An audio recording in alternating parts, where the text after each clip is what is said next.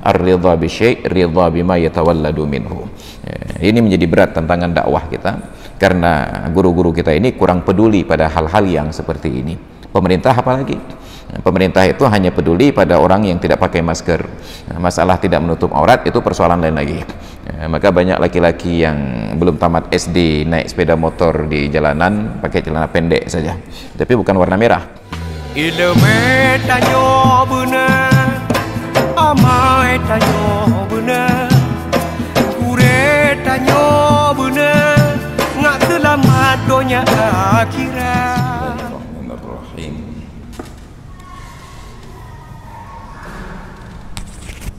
Assalamualaikum warahmatullahi wabarakatuh. Alhamdulillahi hamdan katsiran tayyiban mubarakan fih. Wassalatu wassalamu ala nabiyyina Muhammadin asyrafil anbiya'i wa rusulih wa ala alihi wa sahbihi wa man tabi'ahu bi ihsanin ila yaumiddin. وقال الله تعالى في القرآن العظيم وهو أصدق القائلين وبقوله يهتدي المهتدون قل إنما أدعو إلى الله على بصيرة أنا ومن اتبعن وسبحان الله وما أنا من المشركين. صدق الله العظيم وصدق رسوله النبي الحبيب الكريم ونحن على ذلك من الشاهدين والشاكرين والحمد لله رب العالمين وبعد. Alhamdulillah, syukur kehadirat Allah subhanahu wa ta'ala. Salawat dan salam kepada Rasulullah Nabi kita Muhammad sallallahu alaihi wasallam, pada keluarga dan sahabat beliau sekalian, dan kepada guru-guru kita,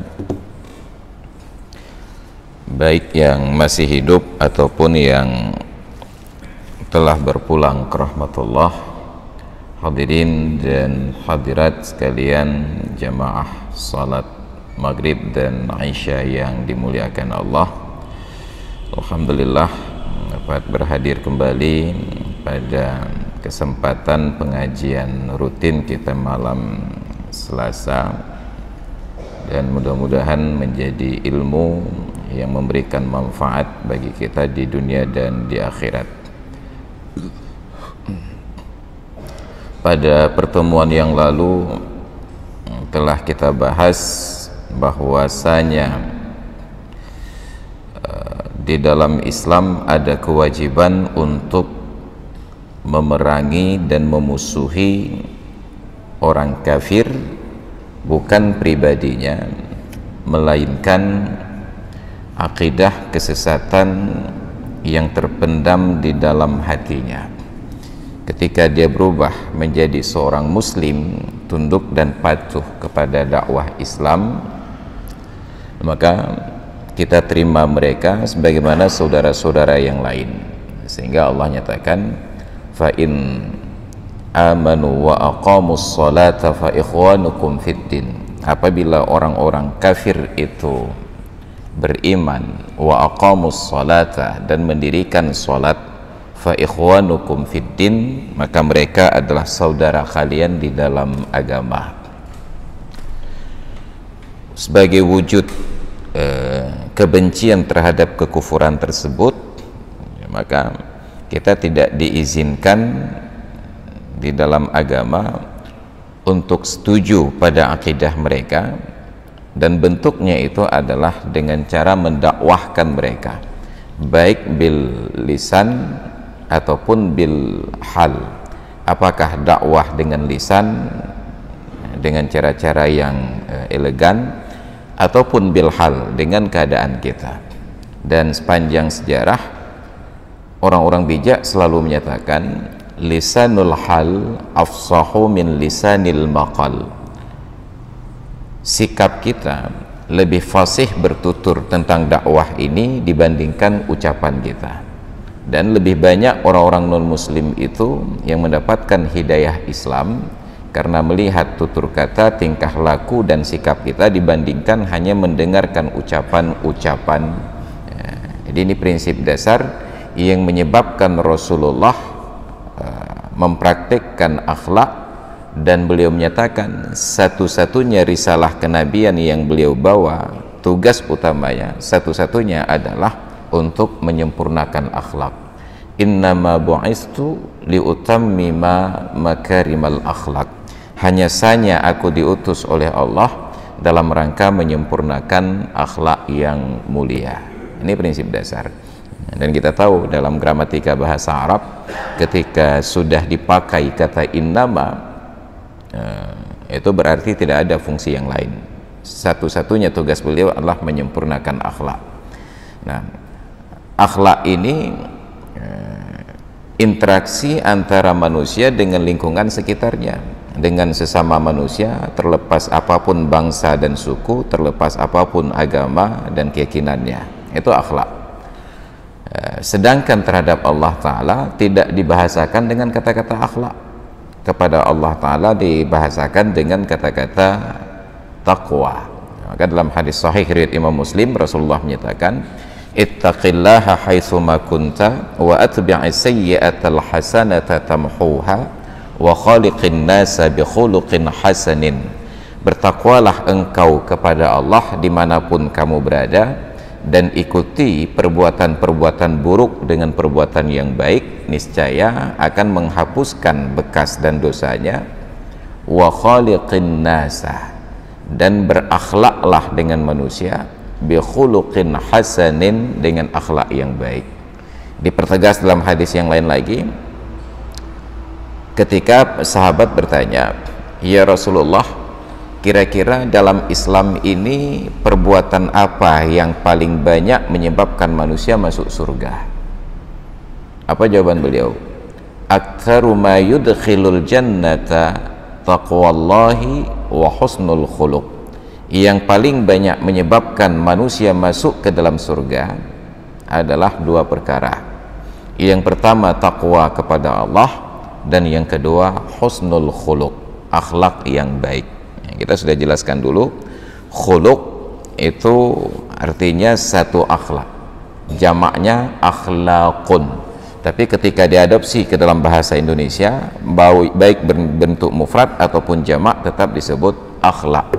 Akhlak itu sebenarnya jamak, mufradnya khuluq. Maka Nabi ajarkan doa saat kita bercermin, Allahumma kama hasanta khalqi fahassin khuluqi.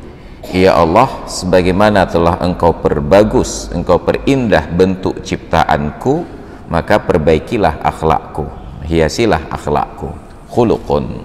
Jadi inilah bahasa Indonesia kadang-kadang tidak mengadopsi sesuai dengan bentuk dasar. Pada akhlak kasusnya begitu, pada malaikat kasusnya juga begitu, karena satu orang malaikat malakun, dua orang malaikat malakani, beberapa orang malaikat malaikatun. Dalam bahasa Indonesia satu orang malaikat, dua orang malaikat, 1000 orang pun malaikat. Tidak membedakan antara mufrad, jamak dan tasniyah.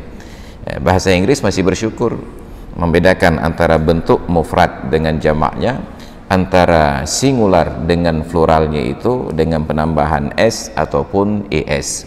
Tapi Indonesia tidak jelas bahasanya. Entah kita salah pilih bahasa dulunya, wallahu alam. Ini prinsip dasar. Kemudian berlanjut interaksi Islam dan kafir, bahwa annana la nuzawwijuhumul muslimat, tidak boleh bagi orang Islam menikahkan kepada orang kafir wanita-wanita yang muslimat. Orang laki-laki yang Islam masih boleh menikahi sebahagian dari kafir yang disifatkan dengan kitabi, tetapi orang perempuan yang Islam tidak boleh dinikahi oleh non-muslim sama sekali. Karena itu masuk dalam prinsip wala naj'al lahum 'alaikum sultana, kami tidak jadikan kepada orang kafir ke atas kalian itu sebuah kekuasaan. Salah satu bentuknya tidak boleh menikahkan wanita muslimah kepada laki-laki yang non muslim.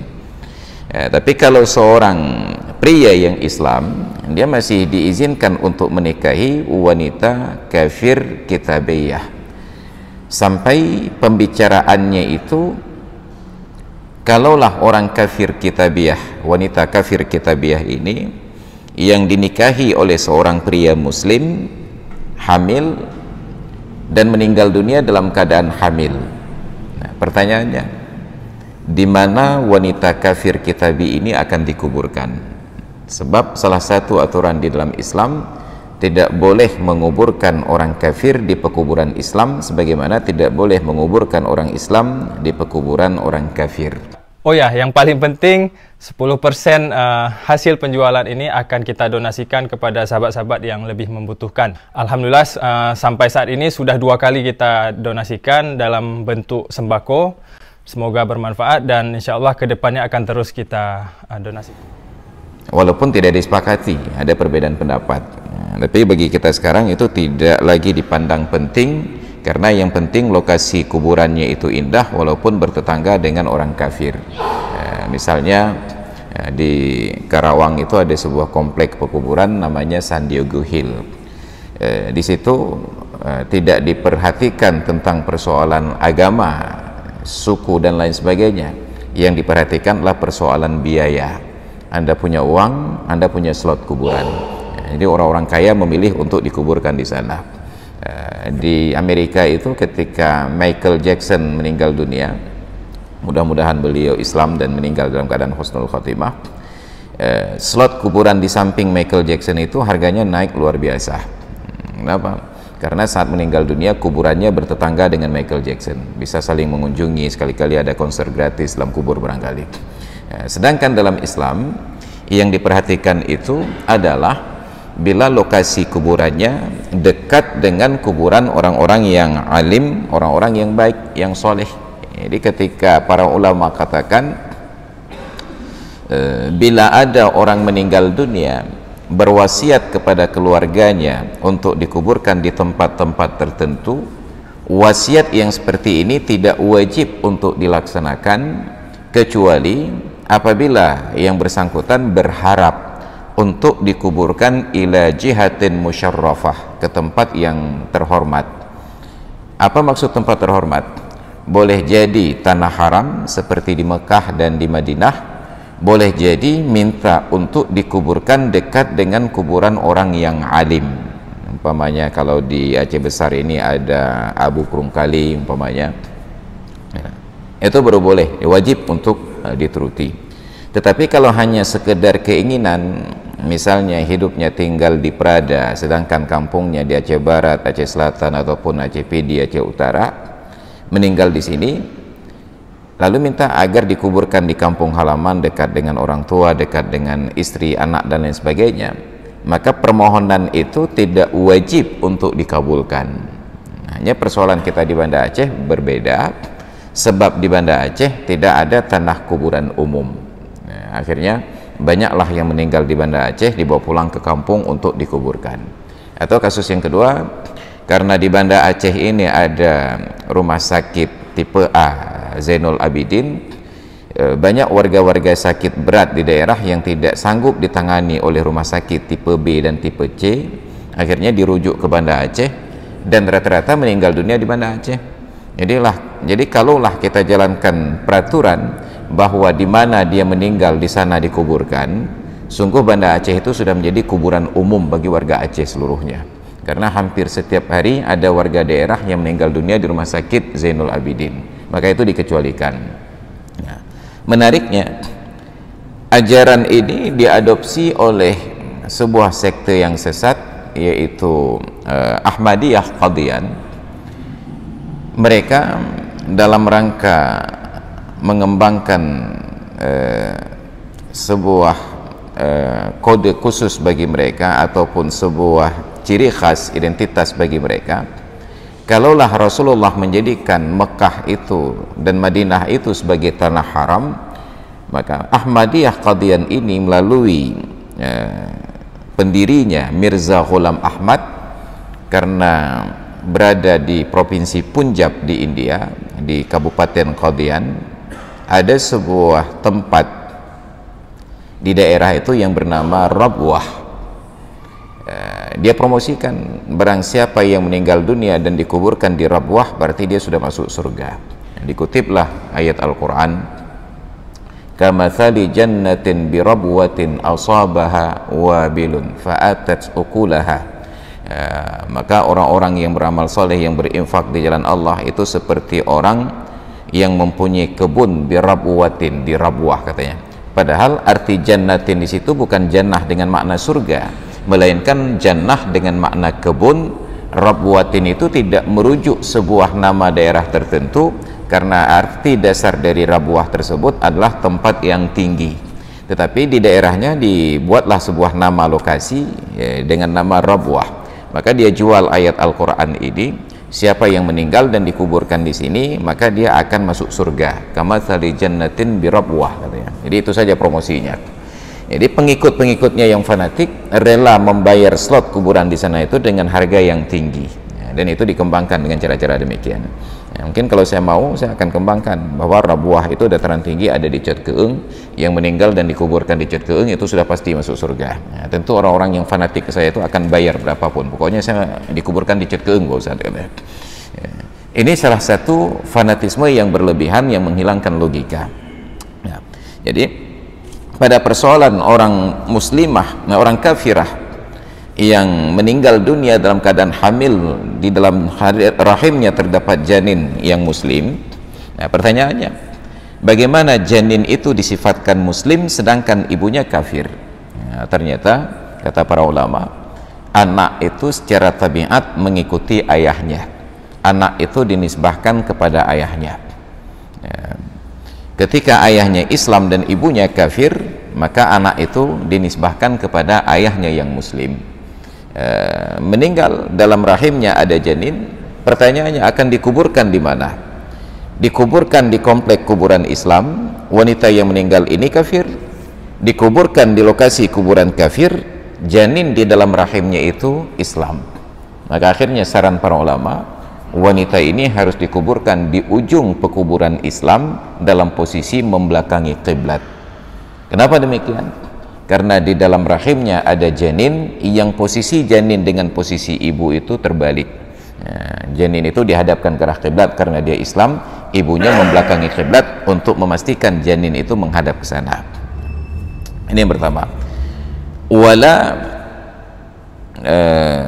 natazawwaju min nisaihim illal kitabiyah, dan kita tidak menikahi wanita-wanita kafir itu kecuali yang kitabiyah. Siapa itu kitabiyah? Prinsip dasarnya umat-umat sebelum kita yang kepada mereka Allah turunkan Alkitab, mulai dari Taurat, Injil, dan Zabur. Bukan sekedar yang beragama Yahudi, Nasrani, dan Sabi. Karena agama Yahudi, Nasrani, dan Sabi ini agama yang eksklusif. Apa dasar eksklusifnya? Karena setiap nabi yang diutus untuk mendakwahkan agama dan syariat tersebut berasal dari keturunan Bani Israel, sehingga setiap nabi mereka selalu berdakwah dengan panggilan ya qaumi, dimulai sejak dari Nabi Musa alaihissalam, itu dakwahnya sudah kepada ya qaumi. Sebenarnya dimulai dari Nabi Yakub.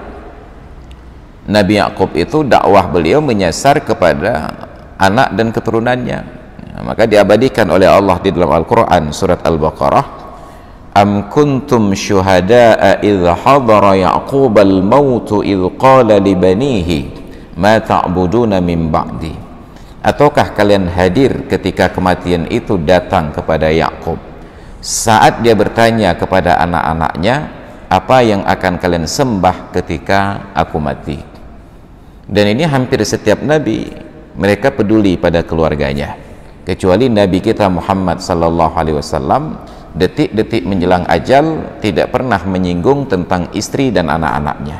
Yang beliau ingat adalah kita sebagai umatnya, ummati ummati. Nah, makanya hari akhirat ketika setiap nabi direpotkan oleh tanggung jawab pribadi, maka umat ini tidak ada yang peduli, manusia ini tidak ada yang peduli. Mereka seperti beras di dalam tampi, disorong ke sana, disorong kemari. datang menemui Nabi Adam. Nabi Adam tidak bersedia, tidak mampu untuk membantu karena beliau punya masalah sendiri. Apa masalahnya? Yaitu ketika beliau melanggar perintah Allah untuk tidak makan buah khuldi. Ini persoalan Nabi Adam. Walaupun dari sisi hukum itu bukanlah maksiat, cuma dari sisi derajat beliau seorang nabi itu dianggap sebagai sebuah kemaksiatan. Dan untuk edisi terbaru tema Yuk Mengaji yang sudah kita terakan di postingan Perkusi Aceh Store, yaitu tinta putih, tinta emas, dan tinta hitam di baju putih. Itu masuk dalam kategori penjelasan para ulama, ta'atul abrar, maksiatul muqarrabin. Ketaatan tertinggi yang mampu dilakukan oleh orang-orang seperti kita, bila dilakoni oleh orang-orang yang derajatnya seperti para nabi, itu masih dianggap sebagai kemaksiatan. Ta'atul abrar, maksiatul muqarrabin. Kita sudah pernah uraikan dulu logikanya, kita ulang lagi untuk kita paham. Idza taqarrara taqarrara. Sesuatu yang sering diulang-ulang itu akan kuat dalam jiwa. Saya punya adik 3 orang laki-laki. Saya punya anak, kemudian besar, tiba waktunya akan saya kawinkan. Ketika acara itu berlangsung, tentulah beberapa waktu sebelumnya saya sudah sebarkan undangan kepada kerabat, handai tolan, kawan-kawan. Saya sebarkan undangan. Kepada adik saya tidak kirimkan undangan karena dia masuk dalam keluarga inti yang saya ajak berdiskusi dan bermusyawarah. Kapan kita buat acara, di mana acaranya, bagaimana acaranya. Ketika sampai kepada kesimpulan, acara itu hari fulan, tanggal sekian, jam sekian dimulai. Hakikatnya undangan itu datang ketika hidangan dibuka jam 11 sampai dengan selesai. Maka tibalah hari yang dimaksud, datanglah tamu undangan. Siapapun tamu yang datang pada jam tersebut, apakah dia bawa kado, tidak bawa kado, bawa amplop, tidak bawa amplop, lengkang kangkung, goyang kerawang, itulah tamu yang diundang. Karena kado dan amplop itu bukan sebuah keniscayaan, itu hanya masuk dalam anjuran Rasulullah, tahaddu tahabbu, saling memberi hadiahlah kalian, niscaya kalian akan saling mencintai. Jadi jangan sampai gagal menghadiri undangan hanya karena tidak ada amplop, hanya karena tidak ada kado. Itu bukan kewajiban. Datang tamu, saya sambut dengan sukacita. Ada tamu yang bahkan datangnya terlambat, jam 3, jam setengah 4, jam 4, bahkan ada yang datang di malam hari atau besoknya. Saya terima dengan senang, alhamdulillah Anda sudah sampai ke tempat saya. Kenapa? Karena semua tamu ini masuk kategori al-abrar, bukan orang yang dekat. Siapa yang dekat? Yang dekat adalah kerabat saya, adik-adik saya. Tiba-tiba di hari acara tersebut, jam 11, adik saya datang dengan membawa kado 1 kontainer berisi penuh berbagai bentuk barang. Nah, dia datang dengan sukacita, dia katakan, alhamdulillah bang, saya sudah datang, ini ada kado untuk pernikahan keponakan saya 1 kontainer. Apa yang terjadi? Saya akan marah. Keponakanmu kawin hari ini, sekarang kamu baru datang. Anak kamu kawin ini nuhat kaja. Apa gede? Marah saya. Padahal apa salahnya? Dia datang pada saat orang lain belum datang, jam 11. Tapi salah, karena dia tidak sepatutnya datang jam 11. Paling telat dia sudah datang kemarin atau tadi malam. Maka ketika Allah murka kepada Nabi Adam, bukan karena Nabi Adam berbuat dosa, tapi karena kedekatan Nabi Adam dengan Allah Ta'ala, tidak sepatutnya perkara itu terjadi. Maka Nabi Adam bermasalah. Manusia datang temui Nabi Nuh. Kata Nabi Nuh, kapan saya sempat urus kalian? Istri dan anak-anak saya tidak bisa dipertanggungjawabkan. Diabadikan oleh Allah dalam Al-Quran. وَضَرَبَ اللَّهُ مَثَلًا لِلَّذِينَ كَفَرُوا امْرَأَةَ نُوحٍ وَامْرَأَةَ لُوطٍ. Allah buat contoh untuk orang-orang yang kafir, istri Nabi Nuh dan istri Nabi Lut. Istri saya menjadi contoh bagi orang kafir, anak-anak saya menjadi provokator yang menghalangi dakwah saya. Bermasalah. Datang menemui Nabi Musa. Apa kata Nabi Musa? Bagaimana saya akan urus kalian? Pertanggungjawaban seorang tentara Bani Israel yang saya bunuh mati itu belum selesai. Datang menemui Nabi Lut. Nabi Lut bermasalah dengan istrinya yang menentang dakwah beliau. Siapapun Nabi punya masalah. Sampai akhirnya umat datang menemui Nabi kita Muhammad sallallahu alaihi wasallam. Kenapa? karena beliau satu-satunya nabi yang seumur hidup berfikir tentang umat, dan beliau salah satu di antara nabi yang diutus oleh Allah secara universal. Karena sebelumnya ada Nabi Ibrahim alaihi salam. Nabi Ibrahim tidak diutus untuk komunitas, bangsa dan agama tertentu.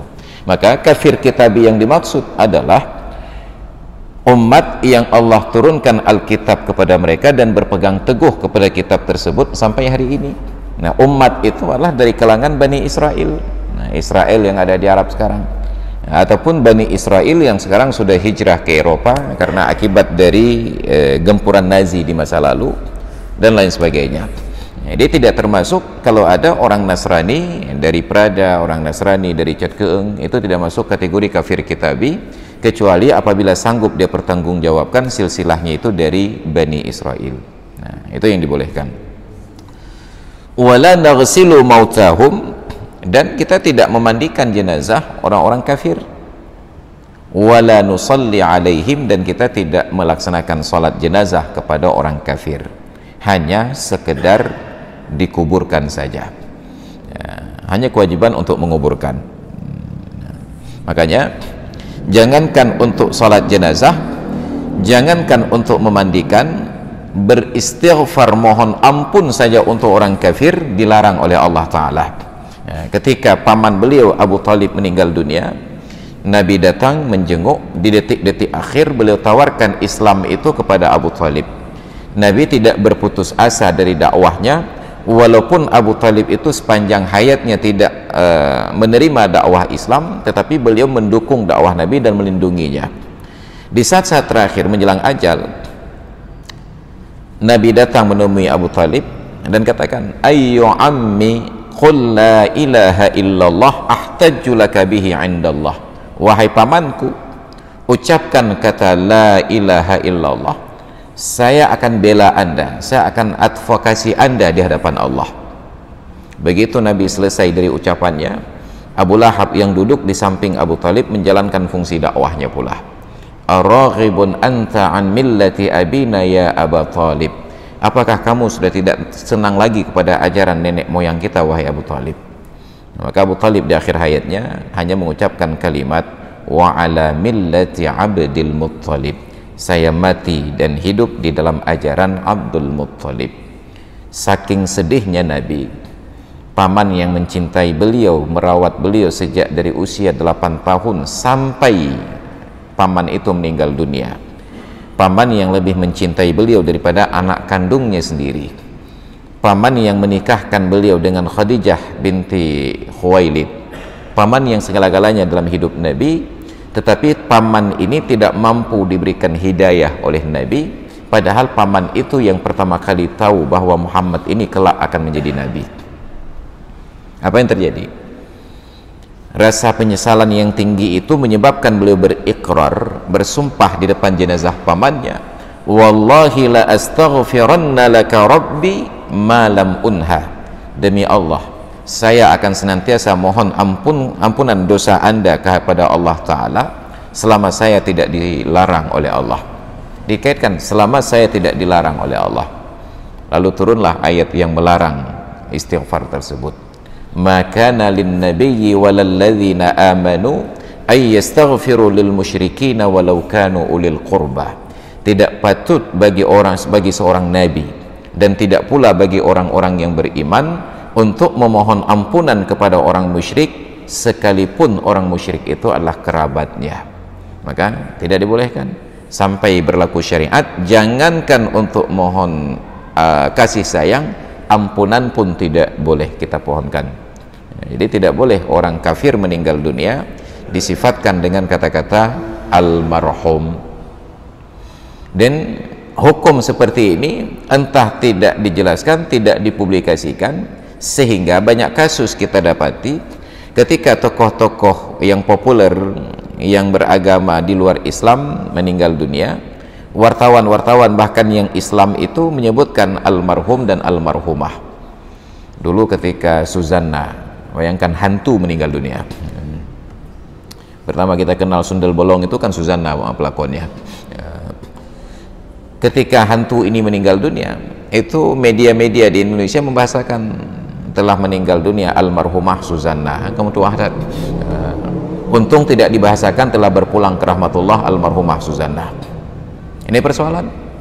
Ketika Margaret Thatcher meninggal dunia, itu surat-surat kabar di Indonesia menyebutkan telah meninggal dunia almarhumah Margaret Thatcher, dan itu saya screenshot, saya foto di media, saya simpan sebagai sebuah dokumen tentang betapa wartawan-wartawan kita itu tidak teredukasi tentang sebutan-sebutan ini. Edisi anak-anak ada beberapa ukuran, ada berbagai macam pilihan warna. Nanti sahabat Perkusi Aceh bisa lihat sendiri, akan kami terangkan. Ini ukuran L untuk ukuran anak-anak dengan warna biru muda. Edisi Khabib juga boleh, jadi apapun pilihan sahabat akan kita usahakan untuk dicetak. Maka dalam bahasa Arab, untuk orang yang meninggal dunia itu dibedakan. Bila yang meninggal seorang Islam, seburuk apapun perilakunya, tetap disebut dengan kata almarhum. Walaupun pencuri 7, walaupun koruptor dan lain sebagainya, tetap almarhum. Tapi untuk orang non-muslim yang meninggal dunia, disediakan kosakata khusus dengan ucapan ar-rahil. Ar-rahil. Dari kata-kata rahala, berangkat, kagebungka, ar-rahil. Dalam bahasa Indonesia disediakan kosakata khusus untuk menyebutkan orang non-muslim yang meninggal dunia. Orang Islam seburuk apapun tetap almarhum, tapi orang non-muslim disebut dengan kata-kata mendiang. Dalam bahasa Aceh dibedakan pula. Orang Islam yang meninggal dunia disebut almarhum, sedangkan orang non-muslim yang meninggal dunia dalam bahasa Aceh disebut arwahnyo. Ya, kadang ungkapan kata arwahnyo. Ya, tapi apa boleh buat, kita tidak belajar bahasa ini dengan baik. Ya. Jadi tidak kita mandikan jenazahnya dan tidak kita sholatkan. Itu ketentuan. Tapi interaksi sehari-hari, Nabi bertransaksi jual beli dengan orang kafir, Nabi bertetangga dengan orang kafir, bahkan salah seorang di antara khadim pelayan Nabi itu adalah Yahudi. Dan itu diabadikan dalam sejarah. Pelayan rumah tangga Nabi tinggal di dalam rumah Nabi, makan dari makanan yang Nabi konsumsi, dan agama adalah Yahudi. Ini keteladanan luar biasa sekali betapa Islam itu tidak membenci individu. Islam itu sangat terbuka untuk berinteraksi.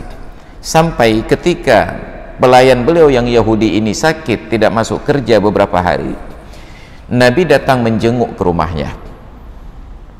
Sehingga diabadikan oleh para ulama praktek Nabi ini, bahwasanya orang Islam ada kewajiban untuk menjenguk orang yang sakit, sekalipun yang sakit itu kafir ataupun non muslim. Kenapa? Dari praktek Nabi yang pertama, beliau menjenguk Abu Talib yang sakit. Praktek yang kedua, Rasulullah menjenguk pelayan beliau yang Yahudi ini yang sakit. Itu nanti dijelaskan oleh Imam An-Nawawi ketika mensyarahkan hadis riwayat Imam Muslim, haqqul muslimi 'alal muslim sittun. Hak seorang muslim terhadap muslim yang lain itu ada 6 perkara. Idza laqitahu fasallim alaihi, wa idza da'aka fa'ajibhu, wa idza istansahaka fansahu, fa idza atasa fahamidallaha fashammithu, wa idza marida fa'udhu, fa idza mata fattabi'hu. Apabila dia sakit maka kunjungilah. Hakikatnya hadis ini wajib menjenguk orang muslim yang sakit, tapi dimasukkan dalam penjelasan bahkan Nabi menjenguk orang non muslim yang sakit Yahudi. Ini interaksi yang luar biasa sekali. Maka sampai hari ini kita berbelanja kepada orang kafir tidak ada masalah dalam Islam. Justru Islam lebih mempersulit kepada orang Islam yang tidak berbuat taat. Dengan orang non-muslim biasa saja. Maka tidak ada larangan orang non-muslim untuk keluar masuk masjid, kecuali Masjidil Haram dan Masjid Nabawi. Tapi orang Islam dilarang masuk masjid apabila dalam keadaan berjunub. Orang Islam tidak boleh masuk masjid dalam keadaan berjunub. Tapi orang kafir tidak dilarang masuk masjid, karena tidak dipersoalkan junub tidak junub mereka ini. Maka di Al-Azhar itu kadang-kadang kami mengikuti perkuliahan dari Syekh Ahmad Said Tantawi di dalam Masjid Al-Azhar. Karena Masjid Al-Azhar itu ditetapkan sebagai situs sejarah di Mesir, maka menjadi tujuan kunjungan wisata turis-turis dari Eropa dan dari seluruh dunia. hanya dijaga adab. Di pintu masuk masjid itu sudah ada petugas yang menyediakan jilbab, kain lebar itu. Begitu ada wanita yang non muslim ingin masuk, diberikan kain ini, mereka hanya selimuti diri saja. Sedikit tinggi standarnya yang terdapat di Masjid Putrajaya di Malaysia. Itu bukan hanya kain kerudung biasa saja, tetapi termasuklah baju gamis. Sudah ada lemarinya. Yang non muslim yang tidak berpakaian islami kalau mau masuk Masjid Putrajaya diberikan baju gamis. Tidak dilarang. Tapi ketika orang Islam masuk masjid, ada peraturan orang yang junub tidak boleh masuk masjid, walaupun dilanggar oleh orang Islam sekarang. Karena ketika ada praktek pernikahan di dalam masjid, itu orang perempuan yang masuk tidak pernah ditanyakan berjunub atau tidak berjunub, sedang menstruasi ataukah sedang suci, masuk saja. Dan itu sangat disayangkan. Dan lebih disayangkan lagi, tidak ada guru-guru kita yang alim yang menggugat praktek tersebut. Bahkan dalam tanda kutip mereka setuju untuk berada di sana di tengah-tengah orang perempuan yang menstruasi yang duduk di dalam masjid. Ar-ridha bi syai' ridha bima yatawalladu minhu. Ini menjadi berat tantangan dakwah kita karena guru-guru kita ini kurang peduli pada hal-hal yang seperti ini. Pemerintah apalagi? Pemerintah itu hanya peduli pada orang yang tidak pakai masker. Masalah tidak menutup aurat itu persoalan lain lagi. Maka banyak laki-laki yang belum tamat SD naik sepeda motor di jalanan pakai celana pendek saja, tapi bukan warna merah. Banyak orang perempuan yang tidak pakai jilbab lewat begitu saja dan nggak pernah diperiksa, hanya diperiksa kalau dia lupa pakai masker. Maka di Aceh ini hari ini Anda telanjang bulat selama pakai masker, insya Allah nggak ditangkap. Ini prioritas yang terbalik. Kita terlalu tegas pada hukum yang kita buat, lupa untuk mempertegas hukum yang Allah buat. Maka na'udzubillah, semua na'udzubillah. Nah, itu status terhadap orang kafir. Siapa yang kafir ini? Sampai dakwah pada mereka tapi menolak. Nah, bagaimana bila ada orang non muslim, mereka tidak masuk Islam bukan karena tidak mau, tetapi karena tidak tahu, tidak sampai dakwah. Apa statusnya? Allazi balaghathu da'watul islamiyah, orang-orang yang telah sampai dakwah Islam kepadanya. Wa rafadaha an ilmin kafirun mukhalladun fi nari jahannam. Lalu dia tolak dakwah Islam tersebut padahal dia tahu. Maka hukumnya adalah orang kafir, statusnya kekal di dalam neraka jahannam. La hujjata lahu yaumal qiyamah. Nanti hari akhirat ketika ditanya oleh Allah, kenapa kamu tidak beriman? Dia tidak punya alasan, dia tidak punya hujjah. Maka Allah utus para rasul, Allah perintahkan rasul ini untuk berdakwah supaya orang-orang kafir tidak punya alasan hari kiamat. Inna nahnu an hadza ghafilin. Dulu kami tidak tahu tentang hal-hal seperti ini. Bukankah kami sudah utuskan para rasul? Bukankah kami sudah kirimkan para ulama? Bukankah kami sudah terus para da'i? Tidak ada alasan untuk menolak bahwa saya tidak tahu ya Allah. Ammal ladzina lam yablughuhumul islamu lisababin minal asbab. Adapun orang-orang yang tidak sampai dakwah Islam kepada mereka karena satu di antara sebab-sebab yang banyak tersebut. Salah satu sebabnya ka'an ba'udat diyaruhum, jauh kampung mereka dari tempat orang Islam dan dari dakwah Islam. Dulu itu masuk akal. Nah, tapi sekarang dengan teknologi, dengan informasi, semua berita dari berbagai belahan dunia kita tahu. Au faqadus sam'a wal basara. Kemungkinan yang paling logis, kenapa tidak masuk Islam? Ternyata dia kehilangan pendengaran dan penglihatan. Kita dakwahkan dalam bentuk suara, telinganya tidak berfungsi. Kita isyarahkan dalam bentuk gerak-gerak, matanya tidak melihat. Tapi bila berfungsi salah satu, tetap wajib menerima Islam. Jadi yang menarik, sekitar 3 atau 4 tahun yang lalu, di suatu siang saya sholat duhur di Masjid Baitus Salihin Ulai Karing. Lalu tampillah di depan kawan-kawan kita dari komunitas Jamaah Tabligh. Mereka tetap berdakwah dan itu luar biasa semangat mereka. Yang paling menarik pada kesempatan tersebut, yang berdakwah itu bukan seorang ustaz. Yang berdakwah itu seorang warga biasa dan pekerjaan beliau sehari-hari tukang tambal ban. Tempat usaha beliau di sekitaran Simpang 7 Olehkaring, dekat dengan Menteri Rahman yang buka praktek Rahmakoi. Keseharian beliau tidak terlihat sebagai ustadz, hanya tukang tambal ban dengan baju seragam dinasnya. Tapi malam-malam di tempat beliau itu ada sebuah keramaian yang sunyi. Bayangkan, keramaian yang sunyi. Kenapa? Karena komunitasnya komunitas orang bisu. Mereka berdebat mulai dari persoalan lokal sampai internasional. Tapi perdebatan mereka itu tidak mengganggu orang yang di sampingnya yang sedang berkomunikasi, karena tidak ada keributan sama sekali. Hanya pakai bahasa isyarat saja. Dan kita melihat ketika mereka berkomunikasi itu perdebatan sangat sengit. Beliau sebagai ketua komunitasnya, jadi hari itu beliau datang sudah pakai baju ala jamaah tabligh, berdiri di depan. Maka datanglah komunitas yang dari Bandung, mereka dari Bandung datang. Dakwah dengan bahasa isyarat itu diterjemahkan dalam bahasa lisan. Setelah berjalan kira-kira 5 menit, baru beliau ambil alih, ya, kawan dari Bandung ini. Apa kata beliau? Bapak-bapak dan ibu-ibu, saudara-saudara sekalian, mungkin selama ini kita hanya berkomunikasi, berinteraksi, berdakwah, pengajian kepada orang-orang yang normal, yang bisa mendengar dan pandai bicara. Tapi siapa yang akan menyentuh dakwah kepada kawan-kawan kita yang seperti ini? Mereka bisu, tetapi mereka bisu, biasanya bisu itu berpasangan dengan tuli dan bisu, tapi bisa melihat. Kami, kata pendakwah tersebut, datang dari Bandung kemari karena tergerak oleh sebuah realitas. Suatu hari, karena saya punya keterampilan berkomunikasi dengan bahasa isyarat, bertemu dengan kawan-kawan yang seperti ini, saya bertanyalah dengan bahasa isyarat itu, apa yang mereka tahu tentang Islam? Allah itu siapa? Muhammad itu siapa? Apa jawaban mereka? Allah itu adalah seorang suami dan Muhammad itu istrinya, atau sebaliknya. Mereka tidak tahu bahwa Allah itu sebagai Tuhan dan Muhammad itu sebagai Nabi. Maka mendapati realitas seperti ini, kami langsung ambil kesimpulan, ini adalah fenomena gunung es. Hanya yang kami temui satu orang ini yang seperti ini. Lalu bagaimana yang bisu-bisu yang lain di santero negeri? Siapa yang sudah berdakwah kepada mereka menjelaskan tentang hakikat Islam dan ibadat ini?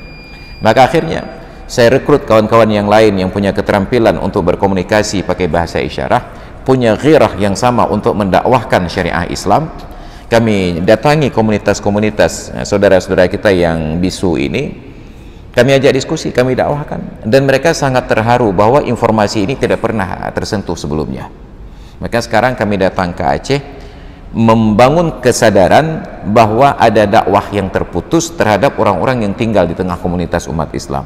Maka siapapun di antara bapak dan ibu yang ada kerabatnya, anaknya, saudaranya atau tetangganya yang bisu seperti ini, ajak datang kemari ke masjid ini, karena kami akan ada di sini selama seminggu ke depan. Dan bagi bapak-bapak yang ingin belajar komunikasi dengan mereka, duduk dengan kami ajarkan bahasanya.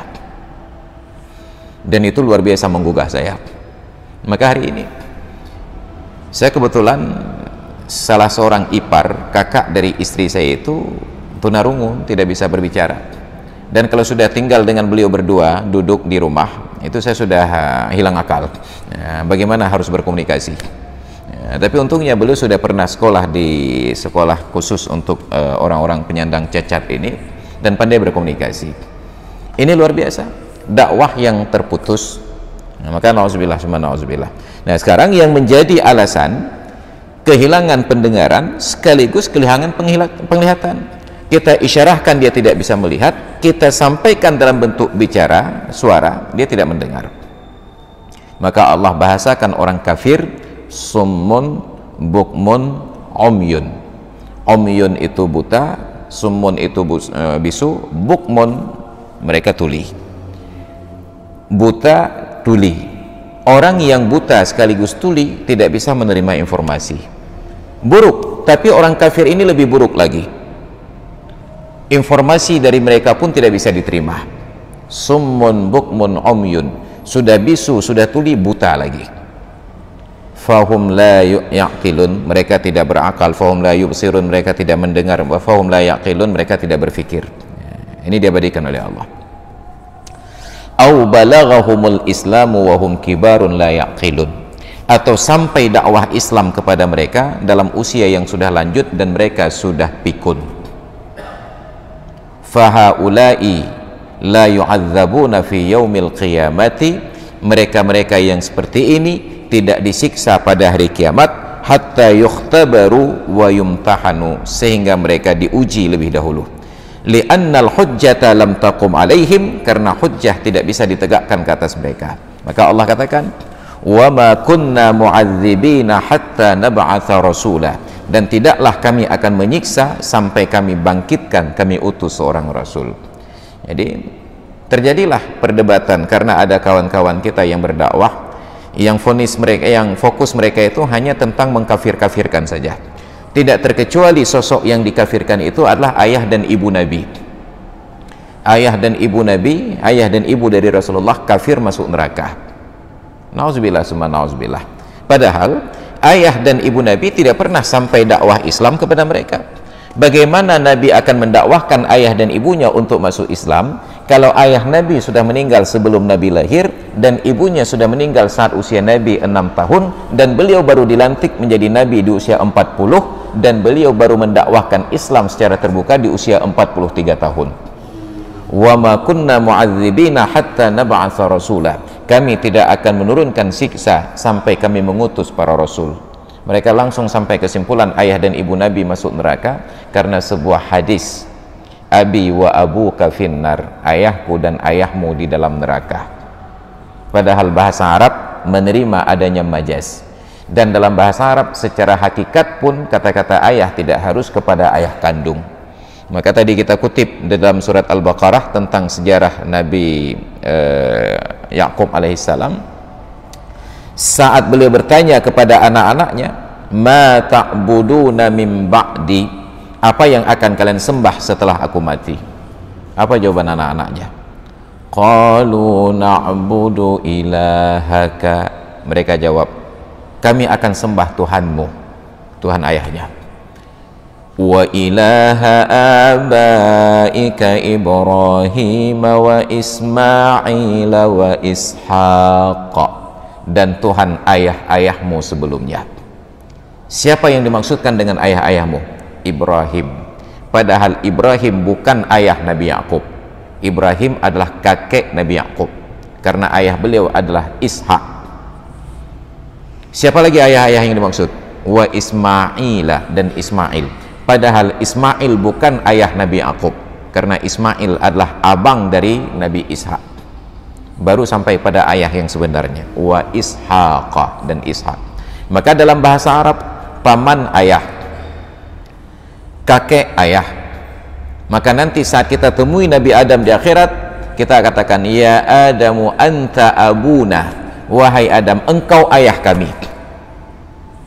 Lalu kenapa engkau biarkan kami di hari kiamat ini tanpa panduan sama sekali? Kalau paman dan kakek sah disebut ayah, lalu kenapa ketika Nabi mengatakan abi wa abuka finnar, ayahku dan ayahmu dalam neraka, ayah yang dimaksud harus Abdullah? Bukankah Abu Lahab juga ayah? Bukankah Abu Talib juga ayah? Abi wa abuka finnar. Maka ketika Abu Talib membawa Muhammad untuk perdagangan ke negeri Syam sampai bertemu dengan rahib Bahira, ketika rahib ini bertanya kepada Abu Talib, ma alaqatu hadzal ghulami bika, apa hubungan anak kecil ini denganmu wahai Abu Talib? Dengan penuh cinta Abu Talib katakan, huwa ibni, dia adalah anakku. Karena dalam Islam, anak itu tidak mesti orang yang lahir dari pernikahan kita saja, termasuklah anak dari keponakan-keponakan kita, cucu-cucu kita, anak. Maka Rasulullah ketika sedang menerima tamu di masjid, lalu datanglah Hasan bin Ali bin Abi Thalib duduk dalam pangkuan beliau. Dengan lemah lembut beliau perkenalkan kepada orang yang hadir, ibni hadza sayyidun, anakku ini adalah sayyid. Makna sayyid itu bukan namanya Sayyid Hasan, tapi makna sayyid itu penghulu. Anak saya ini adalah penghulu.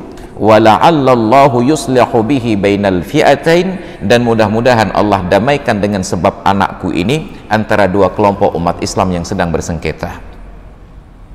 Nabi sebutkan untuk cucunya dengan kata anak. Kenapa? Ini bahasa Arab.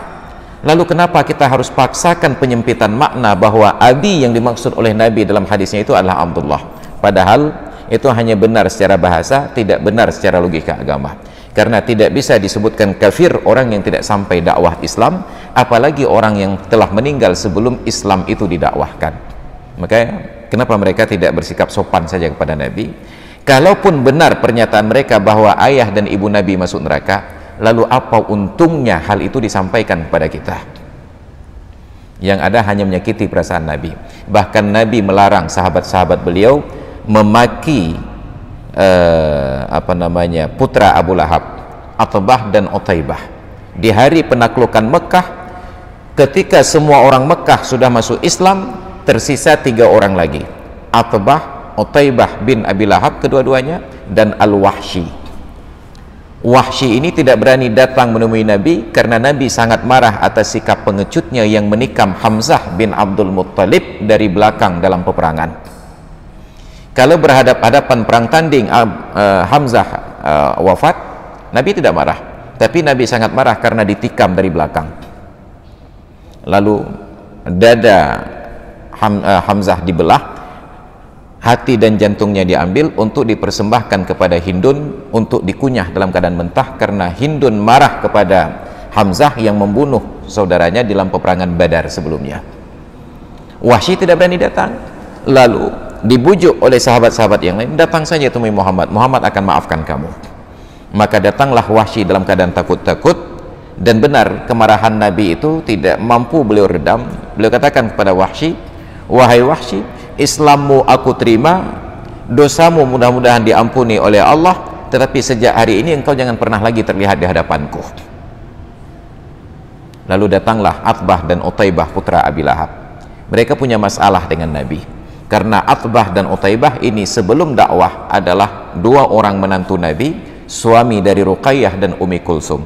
Tapi begitu Nabi dakwahkan Islam di Bukit Safa di hadapan sahabat-sahabat beliau, di hadapan kerabat beliau Bani Hashim dan Bani Muttalib, Abu Lahab langsung marah menunjukkan emosi sambil tunjuk-tunjuk wajah Nabi.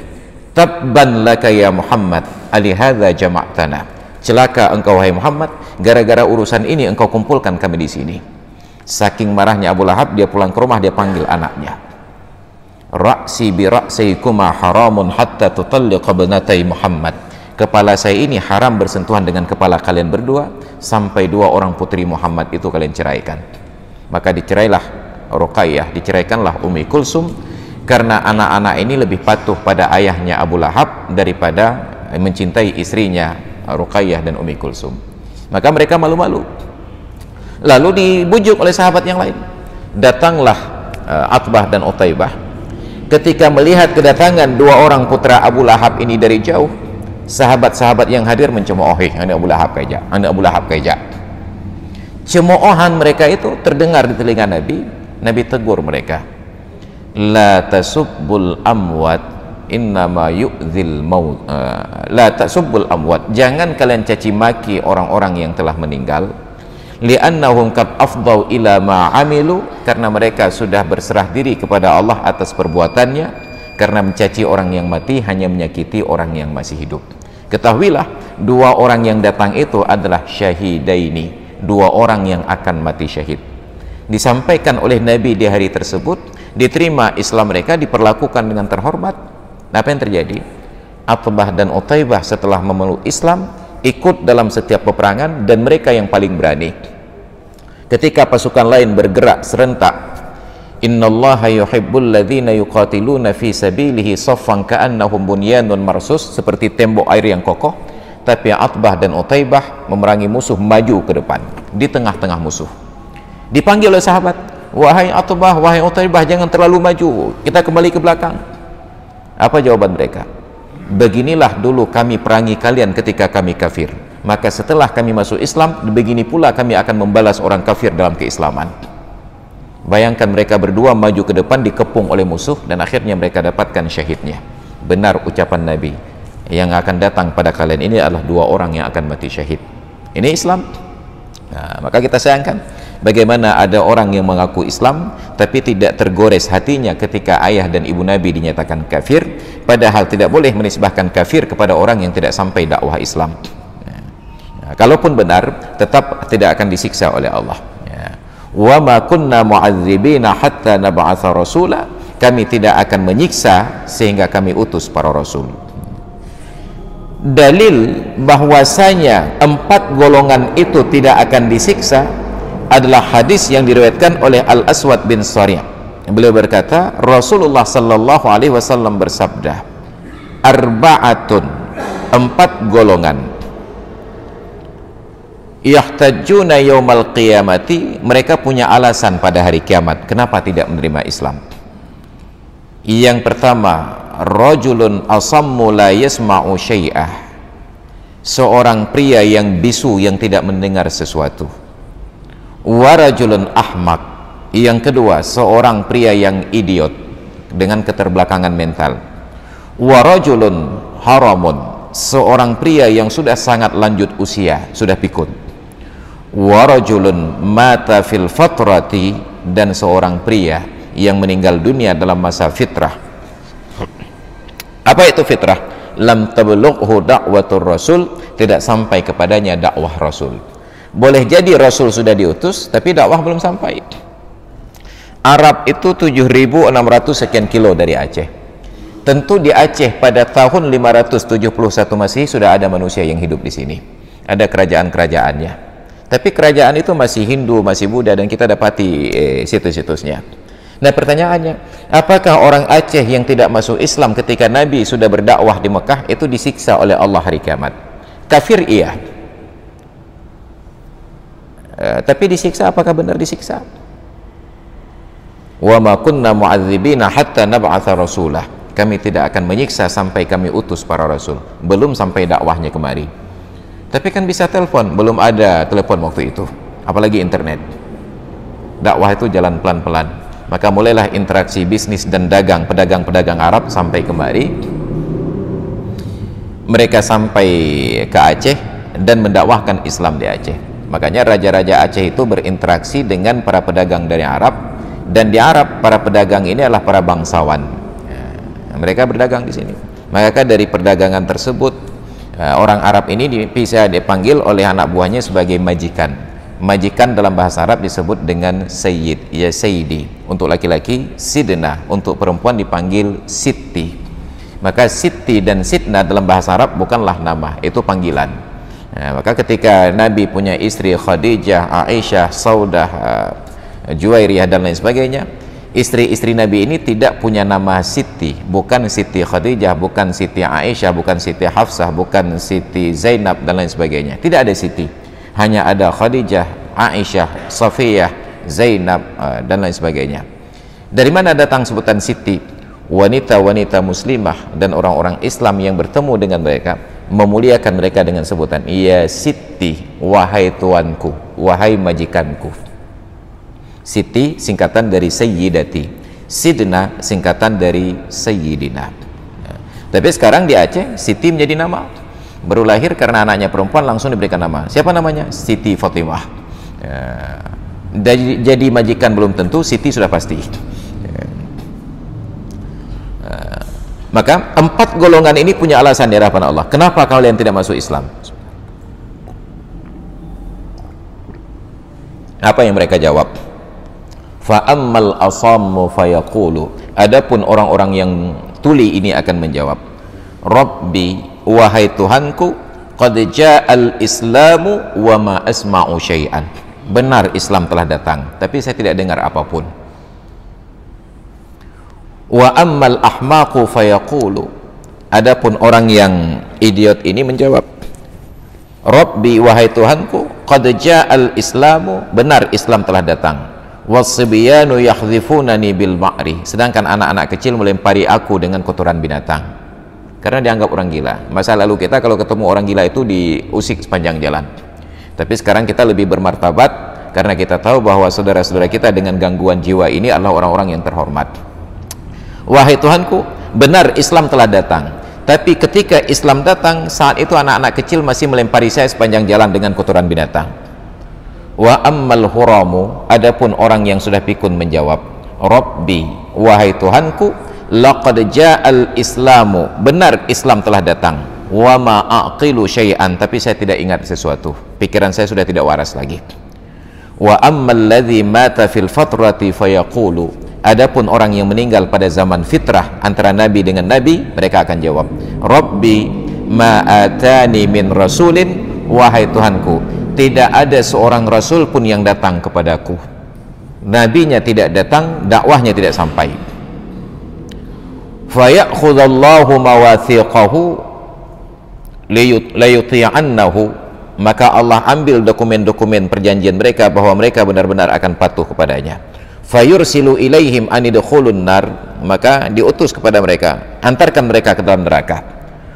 Fawalladhi nafsu Muhammadin biyadihi law dakhaluha lakanat alaihim burdan wa salaman, maka demi Allah yang jiwaku di dalam kekuasaannya, kalaupun nanti orang-orang yang seperti ini harus masuk neraka, maka sungguh mereka akan dapati neraka tersebut dingin dan selamat. Walaupun nanti mereka harus masuk neraka, maka sungguh neraka itu bukanlah neraka yang membakar, tapi akan seperti Nabi Ibrahim yang dibakar di dalam api. Itu kata Rasulullah. Ya, maka ini orang-orang yang diberikan hujjah oleh Allah Ta'ala nanti pada hari kiamat. Maka hadirin sekalian yang dirahmati Allah, kalau hari ini na'udzubillah kita berubah keyakinan, na'udzubillah summa na'udzubillah, kira-kira jawaban apa yang akan kita berikan kepada Allah nanti? Maka ini menjadi PR bagi kita. Berikan alasan kepada Allah kenapa kita berbuat maksiat, berikan alasan kepada Allah kenapa kita harus menjadi kafir, na'udzubillah. Tapi sayangnya kemampuan kita untuk berorasi dan membolak-balik kata itu ditutup, karena yang berbicara pada hari kiamat bukan lagi mulut dan lidah. Al-yawma nakhtimu ala afwahihim, pada hari ini kami kunci mulut-mulut mereka. Wa tukallimuna aydihim, yang berbicara adalah tangan-tangan mereka. Wa tashhadu arjuluhum, yang jadi saksi adalah kaki mereka. Allah bahasakan demikian rupa, walaupun di akhirat tetap yang berbicara adalah lidah nanti. Kenapa? Untuk menutup logika dan keyakinan orang-orang yang pandai berbicara. Biasanya para pengacara tersebut hanya tengok di hadapan Allah Ta'ala kita bolak-balik kata saja. Allah tutup kemungkinan itu. Mulut kalian nanti dikunci, yang bicara itu adalah tangan. Bisa jadi maknanya hakikat, bisa jadi maknanya majas. Maka hadirin sekalian yang dirahmati Allah, oleh karena itu sungguh beruntung kita yang dipilih oleh Allah terlahir sebagai manusia, dan keberuntungan itu disebabkan karena kita diberikan hidayah mendapatkan Islam dengan cara yang mudah dan murah. Kita tidak harus berperang, kita tidak diusir oleh orang tua, kita tidak dilucuti harta bendanya. Ketika ada saudara-saudara kita yang terlahir dalam kemewahan kekafiran, saat mendapatkan hidayah Islam, mereka dimusuhi oleh keluarganya, mereka diancam dibunuh oleh keluarganya, dan mereka dilucuti semua fasilitas harta dan kekayaannya, dan mereka tetap konsisten untuk memilih Islam. Maka saya temui seorang wanita, ibu-ibu, sekitar tahun 2011 dulu, ketika masih ada kegiatan pendangkalan akidah, termasuk tokohnya dari kampung kita juga. Ibu ini ikut pengajian pembinaan mu'alaf, dan beliau paling semangat ikut pengajian. Kalau saya datang pengajian, beliau itu bawa kue dari berbagai jenis, dibawa, saking semangatnya beliau. Beliau ceritakan, Pak Ustadz, keluarga saya orang kaya, abang-abang saya, adik-adik saya yang lain diberikan satu pintu toko di Penayung oleh orang tua, tapi karena saya memilih Islam, saya tidak diberikan fasilitas itu. Dan bagi saya nggak masalah nggak diberikan toko, nggak masalah nggak diberikan harta, yang penting keimanan saya ini tidak diusik. Bayangkan harga keimanan bagi beliau itu satu pintu toko di Penayung. Sebenarnya itu masih murah, tapi jauh lebih mahal daripada umat Islam yang menggadaikan Islamnya hanya karena sebungkus Indomie. Ini satu pintu toko. Bayangkan orang-orang Aceh yang murtad di luar Aceh sana, itu hanya karena fasilitas hidup saja, satu rumah, satu mobil, hanya dengan gaji setiap bulan. Nauzubillah. Setelah berselang beberapa lama, 2014 ada pembinaan mu'alaf lagi diadakan di Hotel Puduraya depan Terminal Batoh. Saya bertemu dengan kawan-kawan beliau dan saya tidak melihat kehadiran beliau. Saya tanya, kenapa ibu? Kemana ibu pulang? Kawan beliau itu dengan wajah sedih katakan, aduh Pak Ustadz, beliau sekarang sudah berubah. Saya sangat takut atas kalimat perubahan itu. Saya tanya, berubah bagaimana? Beliau tidak ceria seperti dulu lagi yang Ustadz kenal. Saya tanya, kenapa? Nah, diceritakanlah, beliau itu Pak Ustadz, berselang beberapa waktu setelah pertemuan pengajian-pengajian kita, datang seorang pria Aceh menikahi beliau, tapi nikahnya itu di bawah tangan, Setelah beberapa waktu menikah, beliau ditinggalkan, tidak diceraikan, tidak dijelaskan statusnya, dan beliau akhirnya karena ketidakjelasan status akhirnya berubah menjadi seorang pemurung, duduk di rumah dan tidak keluar-keluar lagi. Bayangkan, ada orang non-muslim mendapatkan hidayah masuk Islam, kita bukannya membantu dan memudahkan, malah mempersulit. Nauzubillah. Makanya tidak heran ketika ada kawan yang katakan, ini rahasia beliau katanya, beliau juga dari orang luar Aceh, kerabat-kerabat beliau banyak yang non-muslim. Apa kata beliau? Saya temui kerabat-kerabat saya yang masuk Islam Pak Ustadz, yang tinggal di Aceh dan Aceh Besar. Apa katanya? Perlakuan umat Islam di Aceh terhadap komunitas mu'alaf itu buruk sekali. Jadi pemerintah Aceh Besar sediakan tanah dan lahan untuk orang-orang mu'alaf ini, dijantau, diberikan lahan untuk bertani, beternak dan lain sebagainya. Apa yang terjadi? Datang warga Aceh sekitar Janto menyatakan, kalian ini masuk Islam kan karena berharap dapat tanah dan rumah saja. Bayangkan, kalian ini kan masuk Islam untuk mengharapkan dapat tanah dan rumah saja. Bahkan hari itu ketika di Hotel Puduraya, sebelum saya sampaikan materi, ada seorang pemateri dari Dinas Syariat. Kalimat terakhir beliau itu digugat kepada saya. Apa katanya? Kalian ini jangan masuk Islam hanya untuk mengantarkan proposal hak mu'alaf ke kantor-kantor, ke dinas-dinas. Itu kalimat terakhir. Ditutup, selesai. Begitu sesi istirahat selesai, masuk giliran saya melihat wajah-wajah emosi sebahagian dari yang hadir. Maka sebelum saya sampaikan materi, saya buka peluang. Silakan kepada bapak-bapak dan ibu-ibu, mungkin ada gugatan sebelum saya bicara. Benar, langsung direspon. Satu orang bapak-bapak keturunan Tionghoa berdiri. Pak Ustadz, wajahnya merah, menahan marah. Saya sudah lebih dari 20 tahun masuk Islam. Dan sejak 20 tahun yang lalu, tidak pernah ada satu surat pun yang saya antarkan ke dinas untuk mendapatkan bantuan atas nama mu'alaf. Saya tidak pernah memperjualbelikan status mu'alaf untuk mendapatkan manfaat materi. Saya tetap bekerja di bengkel saya sendiri dan mendanai orang-orang lain. Maka saya sangat tersinggung ketika bapak tadi katakan seolah-olah kami masuk Islam ini karena berharap untung saja untuk dapat bantuan. Panjang beliau bicara sampai 10 menit. Saya berikan hak untuk meluapkan emosi. Maka atas nama bapak itu kemudian saya minta maaf. Saya minta maaf Pak. Ada sebahagian dari kami yang salah persepsi. Atau ada di antara kami persepsinya benar tapi bahasa penyampaiannya yang keliru. Bayangkan, ini yang terjadi. Kita sangat buruk perlakuan terhadap orang-orang non-muslim ini, yang orang-orang yang mu'alaf ini. Maka bagaimana kita berharap Islam ini akan jaya kalau akhlak kita buruk? Hanya karena sepetak tanah yang tidak punya harga di Janto kita berikan kepada mereka, kita gugat. Bayangkan orang-orang kafir, ketika ada seorang Islam bersedia murtad, apapun permintaan akan dipenuhi. Mau rumah, mau mobil, mau harta diberikan, asal kalian murtad. Sedangkan kita hanya menawarkan tanah kosong saja dan itu tidak berharga. Kita gugat mereka. Nah, maka na'udzubillah, summa na'udzubillah. Hadirin dan hadirat sekalian yang dirahmati Allah, karena waktu pula sudah berkumandang azan Isya beberapa menit yang lalu, hampir setengah jam yang lalu, kita padakan dulu kajian sampai di sini, dan insya Allah nanti akan kita lanjutkan lagi dengan materi Mauqifus salaf min murtakibil kabirah, sikap generasi terdahulu. Salaf ini bukan orang-orang yang ngaku salaf sekarang ya. Salaf yang dimaksud di sini generasi sahabat, tabi'in dan tabi'in min murtakibil kabirah, dari orang yang melakukan dosa besar.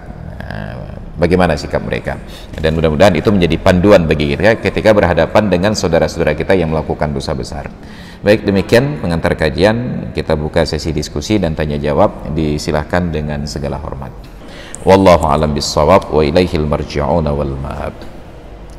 A'udzu billahi minasyaitonir rajim. Bismillahirrahmanirrahim. Alhamdulillahi rabbil alamin, wassalatu wassalamu ala sayyidina Muhammad wa ala alihi wa sahbihi ajma'in.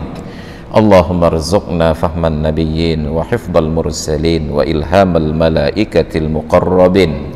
Allahumma 'allimna 'ilman yanfa'una wanfa'na bima 'allamtana wa zidna 'ilman wa fahman wa alhiqna bis salihin.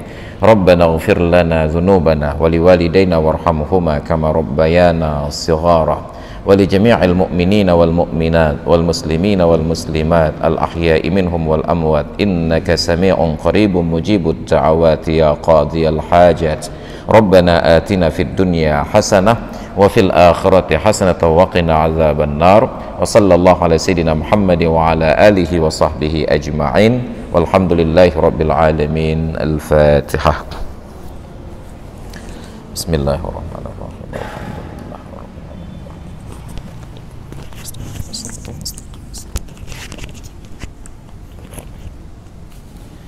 Amin rabbal alamin. Hadanallahu ikum ajma'in. Assalamualaikum warahmatullahi wabarakatuh. Ilmu tanyo benar, amai tanyo benar, kure tanyo benar, ngak selamat dunia akhirat. Ilmu tanyo benar, amai tanyo benar, kure tanyo benar, ngak selamat dunia akhirat.